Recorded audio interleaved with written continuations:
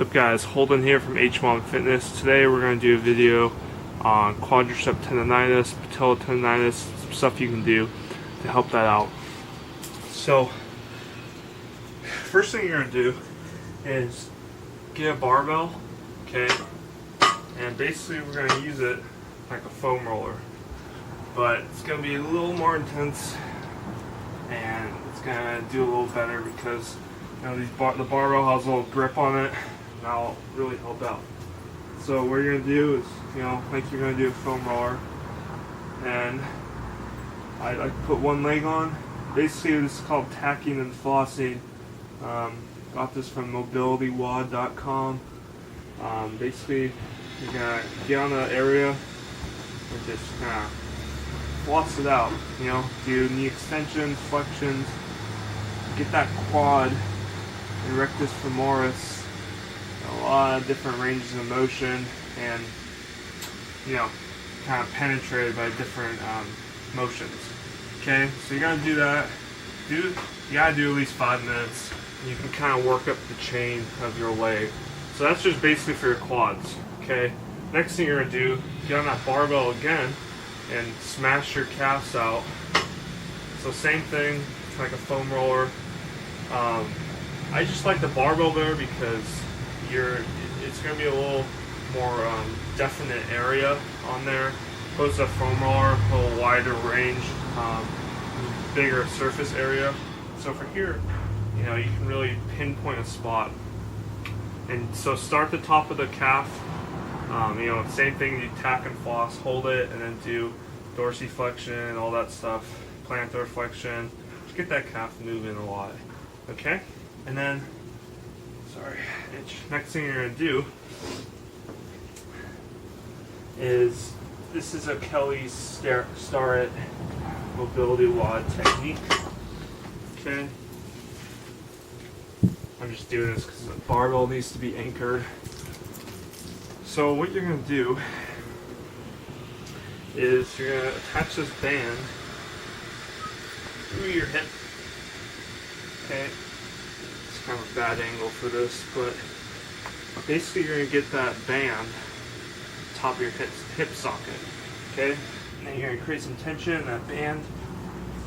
Okay? And what this is doing right now is I'm getting a anterior hip distraction in my hip joint. Okay? So what you can do from here is you can get a nice psoas stretch and get some of that rectus femoris. Best way to do this though is to go against the wall and get your back knee up against it, kind of like up like that, so you really stretch out that quad. Okay, but this is nice because you're getting this anterior hip distraction, and basically what that means is you're distracting that hip and you're putting it in a better position. Okay, you're distracting it and it's kind of moving because the band is pulling it in a better direction. Okay, so from here you're going to stretch, and you actually get a little deeper stretch because you're putting that hip in a really good position, and now you're stretching. Okay, so that's great to do. Okay, so we got those. Also, one thing to point out on the quad,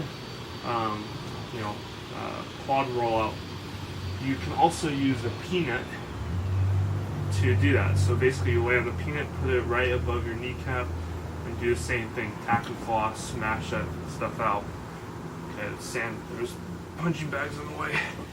Last thing you're going to do is you're going to do some terminal knee extensions. Okay, so basically what that is, wrap that.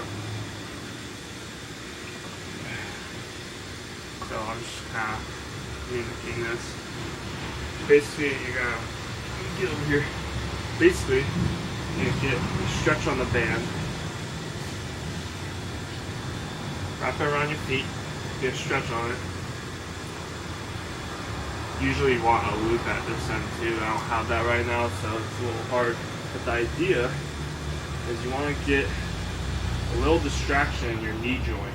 Okay, thing with your knee, you so much jumping, so much walking, your knees are always pretty compressed. That leads to cartilage, arthritis. So what we want to do here is with this distraction, the band's pulling at the knee joint. It's going to pull it apart. So it's going to put that knee joint in a better position. And from here, we're thinking about trying to create that torque in that tibia and the knee. So from here, you're going to hold this knee down, try and get a full extension. There's a lot of issues people have is they can't get their knee in full extension. That leads to a lot of stress on that those quads and patella joint, patella tendons.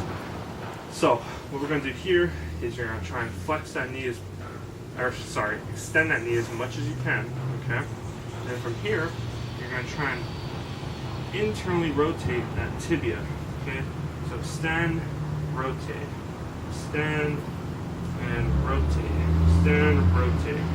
Internally rotate that tibia. Okay, so internally rotating that tibia is the same thing as externally rotate that knee. So basically, what that's doing, that terminal knee extension, putting that knee into a distraction, and from that distraction, you're going to try and put it in a better position and get that knee to kind of create some space and get that knee into better extension. So those are some basics, guys. Just think. Gotta get your quads loosened up. Calves are very important. That anterior part of your hip. And the last thing you can do is also get that hamstring going. So what I like to do, can't really do it right here, is you take a cross ball. Basically, you sit on a chair, put the cross ball on your hamstring, and same thing, do the tack and floss, up and down, and get those tissues moving. So there you go, guys. Those are a few tips you can do.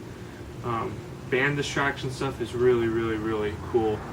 It really works because physical therapists do that. It's called Mulligan techniques. This is kind of the cheaper way to do that.